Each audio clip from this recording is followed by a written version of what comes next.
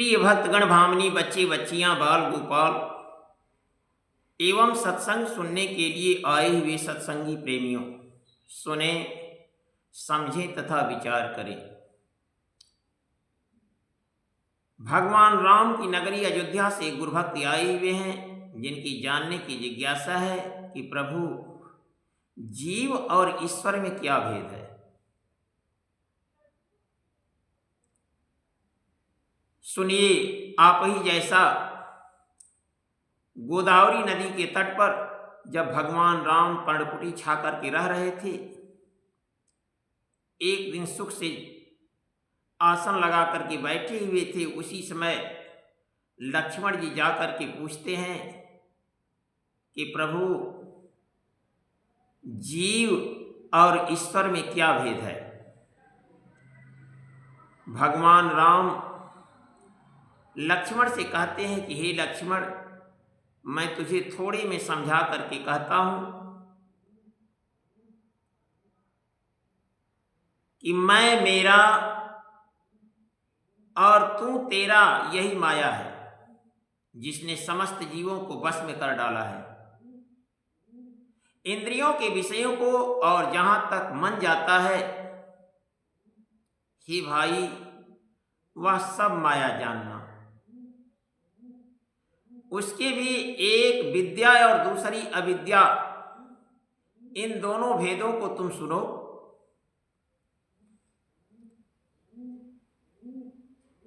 एक अविद्या जो है वह दुष्ट प्रकृति की दोष युक्त है और अत्यंत दुख रूप है, जिसके वश होकर जीव संसार रूपी कुएं में पड़ा हुआ है।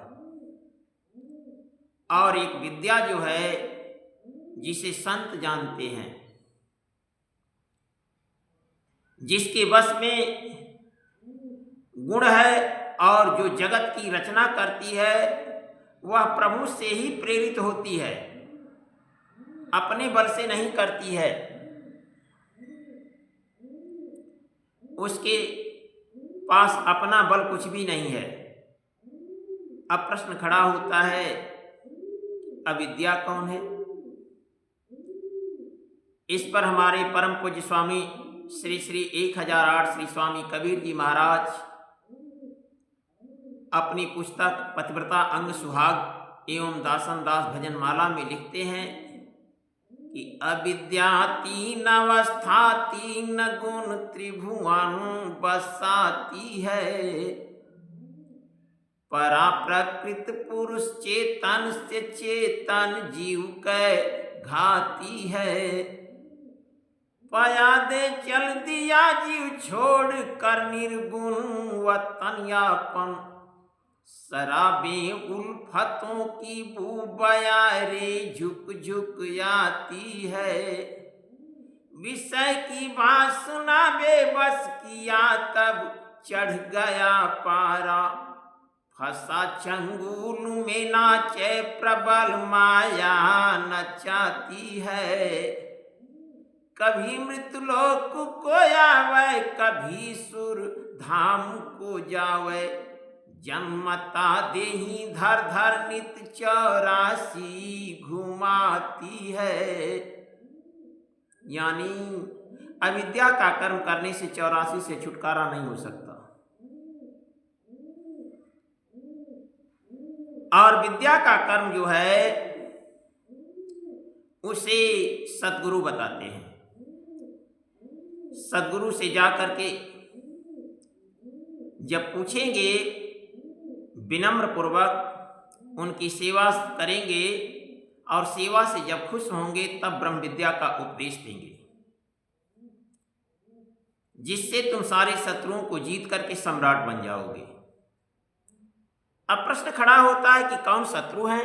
काम, क्रोध, लोभ, मोह, ईर्ष्या और अहंकार, ये अंदर ही शत्रु हैं, बाहरी कर्म से नहीं छूटते हैं। अंदर ही कर्म जब होगा तब इन पर विजय हासिल होगी।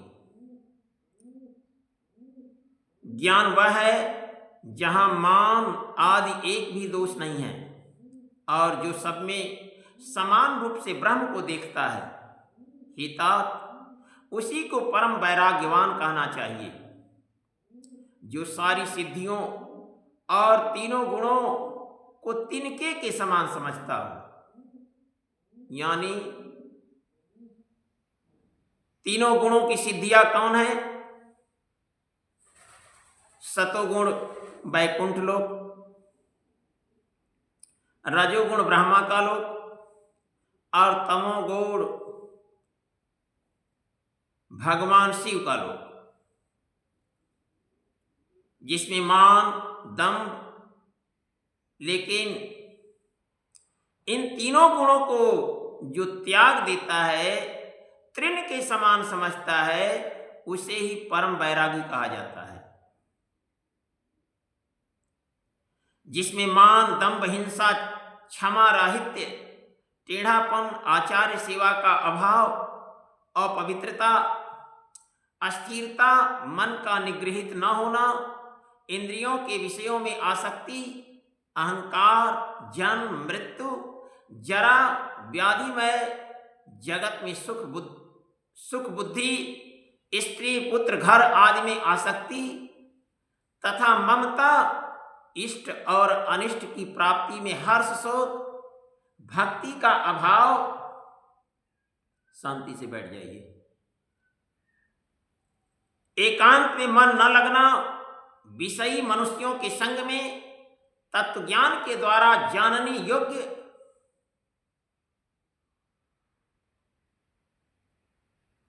यानी तत्वज्ञानियों का संग न करना,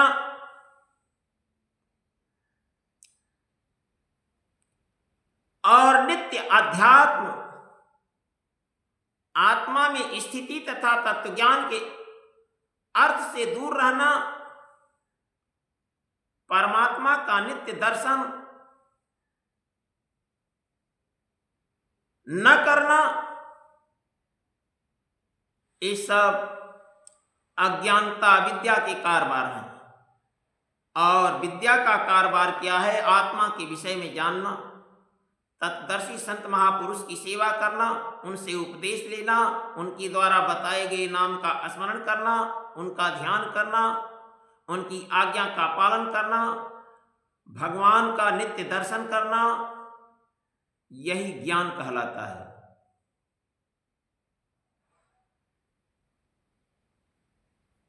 यानी लक्ष्मण से भगवान राम ने क्या कहा कि माया ईस नयाप कहूं, जान कहिए सो जीव, बंध मोक्ष प्रद सर्व पर, माया प्रेरक शिव। जो माया को, ईश्वर को, अपने स्वरूप को नहीं जानता, उसे ही जीव कहना चाहिए। और जो कर्मानुसार बंधन और मोक्ष देने वाला, सबसे परे और माया का प्रेरक है, वह ईश्वर है।